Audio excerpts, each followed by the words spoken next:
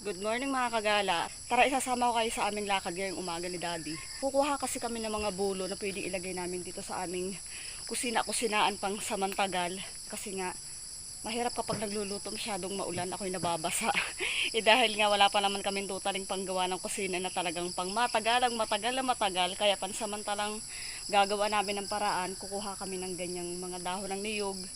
Ang bubong namin ay dahon na lang ng niyog. Yung susilirapin ang tawag dito o salasalapid. Tapos ayan nga, ito kahapon inutay-utay namin ni Dading gawin.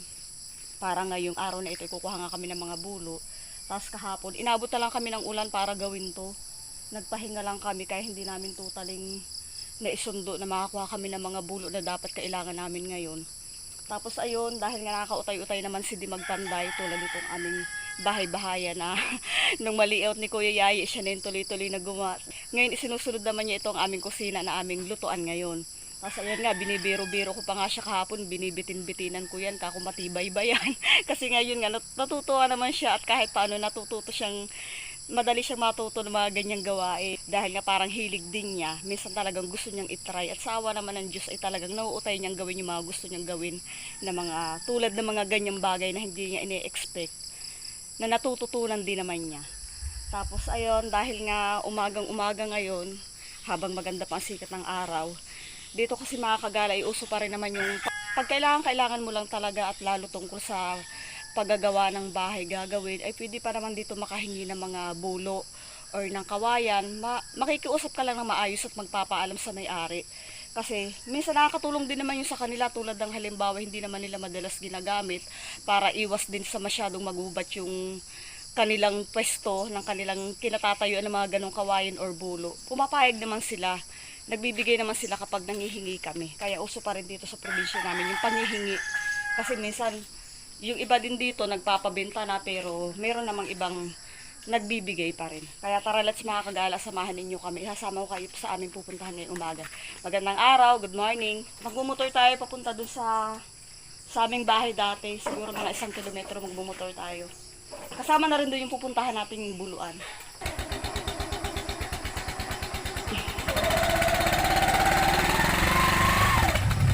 Max, dyan ka lang. Oy, uwi na, uwi.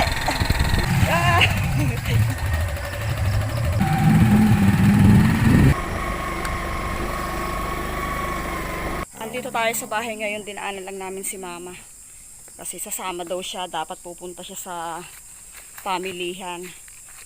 Sinabi namin na mamaya na lang, total pupunta naman nga kami sa sementeryo at doon din dadaan yun para hindi na siya maglalakad, para may sasakyan na siya. Kinukuha lang ni Di yung ating sasakyan, yung skates na tinatawag dito. Yun yung pangunahin namin sasakyan ng mga panahon nag-aaral pa kami. Siguro ang layo ng paaralan dito sa amin ay may mga 3 kilometro kung hindi ako nagkakamali. Tapos yung panahon na yun, ang bayad dun sa skates na yun, piso lang, 1 peso. Sabi nga no, kapag sumasakay kami nun sa skates, parang ang swerte-swerte na namin, parang ang pera-pera namin. Kasi kapag nakakasakay kami, madalas kasi lakad lang kami. Hiniram namin kay kuya para yun ang gamitin natin ngayon. May motor din siya na pinapaandar, kaya nga lang dahil nga hindi naman natin kailangan paandarin, tulak-tulak lang, saka hindi ni Daddy gamay yung pagpapaandar nun. Kaya ang gagawin natin, itutulak-tulak na lang natin. Ayun, skates ang tawag nun dito sa amin. Yun yung pangunahing sasakyan talaga namin ng mga panong hindi pa uso ang kalsada. Tara, abangan natin, ipapakita ko sa inyo tinutukoy kong skates na tinatawag dito sa amin na pangunahin namin sasakyan noon.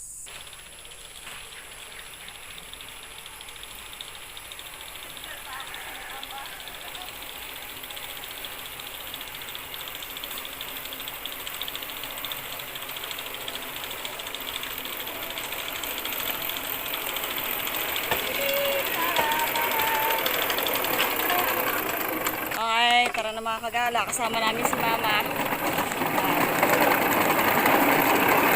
Tapos na papunta sa sentro.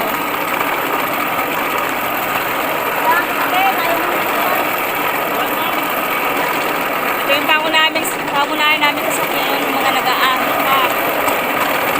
Marami din kung ganito noon. Ngayon dahil puro kalsada na, wala na nagaganito. Pero lang kapag importanteng lakad na ganito, gumagamit kami.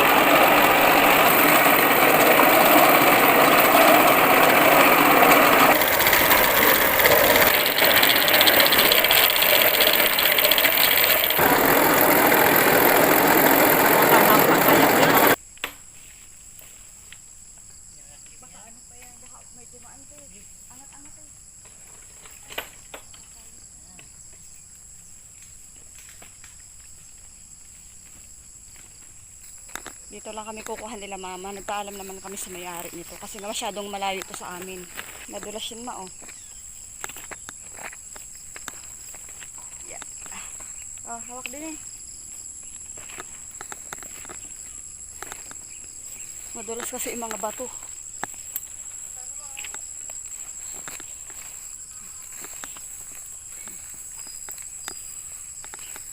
Ang ganda ng mga ibong naririnig niya, no? Kaya minsan pag nagbablog talaga ako, kahit maiksi lang, ganito na ako mag-vlog para marinig niyo yung mga natural na mga sounds ng paligid. Minsan tinatry ko mag voice over lang mag-vlog para mas marami akong ma-share. Kaya lang minsan parang feeling ko lumalayo sa topic ang pinagsasabi ko. Hindi nasa kasalukuyan lang ginagawa. Kaya mas gusto ko pa rin yung ganito. At least na-enjoy yung paligid. Ito ma. Ang dami, ang laki na ng minunga, ano ma? Ay, mahogany pala yun. Ito mga kagalang tawag dyan minunga. Yan ipwede rin mga pang pwedeng sa paggagawa ng bahay or ng bahay kubo, yung mga pambalagbag. Kaya yan? Ha? Nalagay ng mga bubong yan, mga pampatibay, yan ang tawag dyan. Ang galing pala niyan kapag maedad na. Ko, ayos sa kaya yan. Daming kahoy ma oh.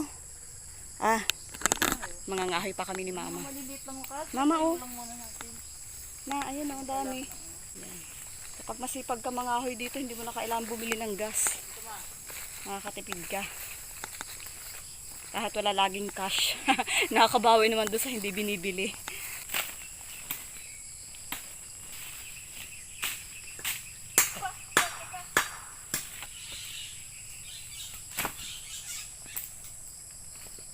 Yan, habang si Dee nangunguha ng hahaligihin namin at panglagay sa kubo na bulo, tayo ay mangangahoy muna para kay mama.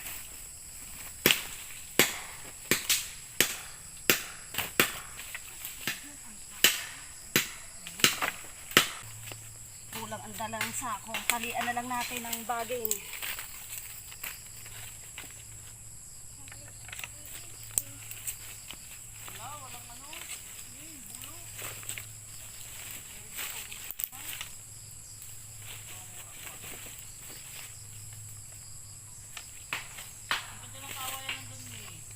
Saan?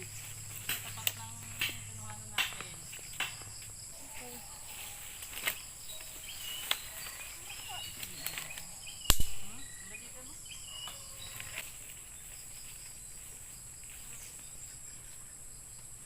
Okay, uwi na tayo mga kagala. Nakakuha na tayo ng panghaligi lang para sa puntod ni Papa. Wala kami nakuhang bulo kasi nga nung tiningnan namin dito ay hindi siya pwede, mga mura pa. Doon na lang kami sa kabila eh. Kukuha, doon kami magtatry na tumingin kung meron. Total nakapagpaalam na rin kami doon sa kabila.